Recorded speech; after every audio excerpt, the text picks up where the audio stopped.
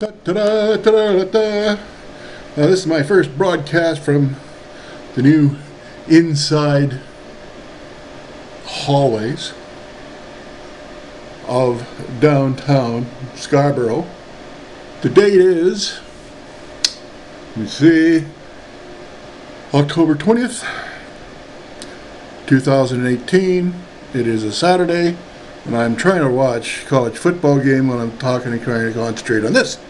But at any rate, and the good news is I've moved away from the cemetery studios because it was getting frisky out there.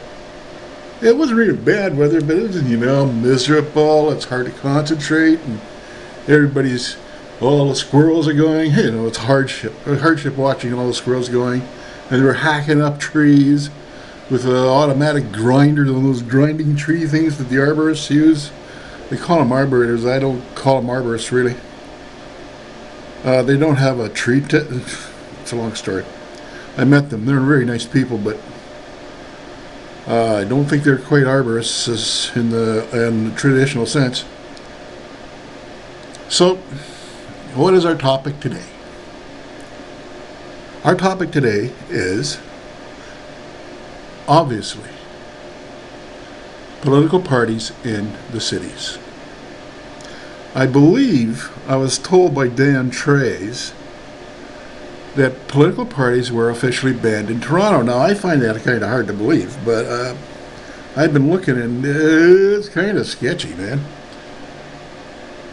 But here's the problem. When Sluggo,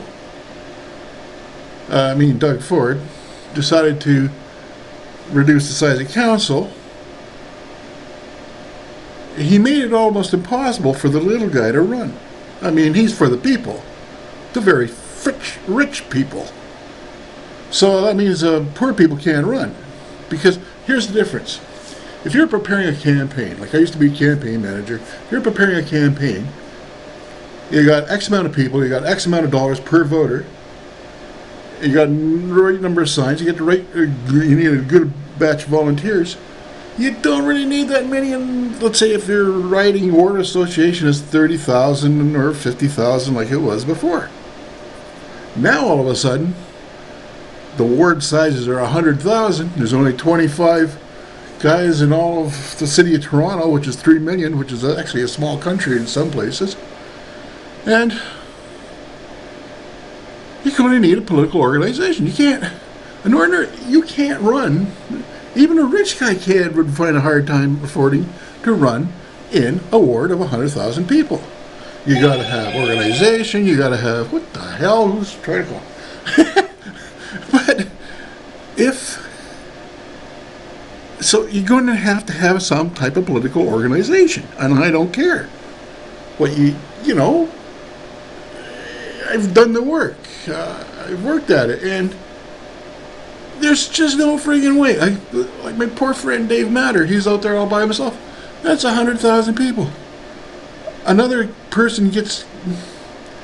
There's only 2 candidates in the entire riding he's in who've got enough money, enough manpower to cover all the streets, cover all the bases, cover all the living, residences. And you have to do that.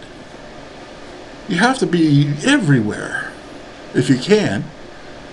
But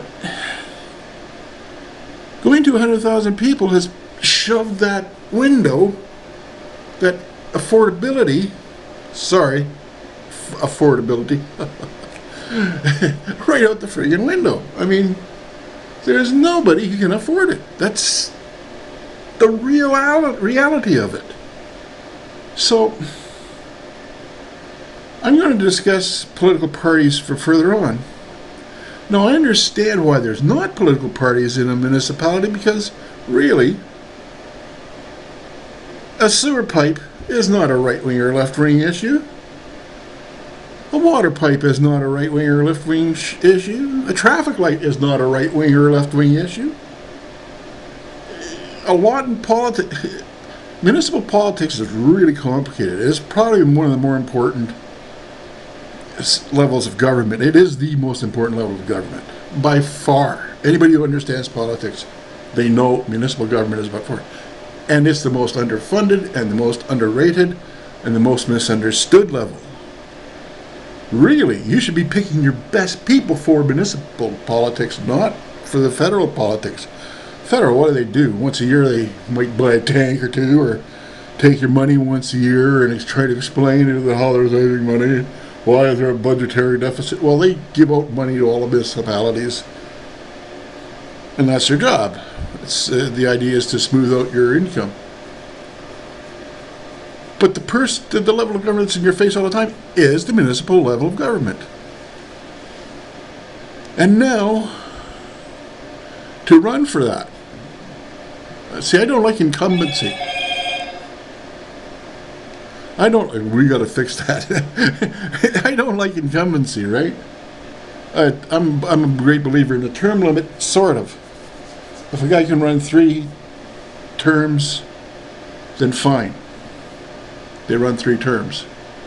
But there's 26 years like Hazel McCallion did, or anybody else did, that is just not a really goal at a level of politics like the municipal. You got to have citizen participation. A city is a dynamic organization, and so you got to have it affordable for people to run for council. And right now, the Conservative government has removed that. And why is that a problem? Because the people who can't afford to pay for a campaign of $100,000, well, they're making more money running corporations. Why should they take a $60,000, $100,000 job when they're getting $200,000 to $300,000 for the same freaking thing? You think about it. So, and there's a whole bunch of other reasons why you shouldn't have 100,000 people in a ward.